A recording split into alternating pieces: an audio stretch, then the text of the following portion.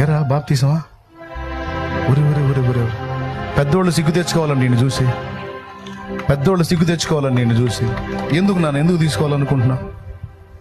దేవుని మార్గంలో నడవాలనుకుంటున్నా. ఏం చేశాడు నీకోసం? ప్రాణం పెట్టి చనిపోయిన తర్వాత మళ్ళీ లేచాడు, మళ్ళీ లేచారు. రక్షణ పొందకపోతే ఎక్కడికి పోతావు? నరకానికి, పరలోకానికి.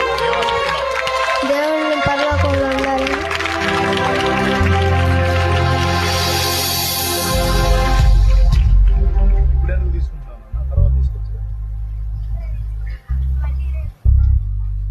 ఆ మాట పెద్దగా చెప్పు, వాళ్ళకి సిగ్గు వచ్చింది.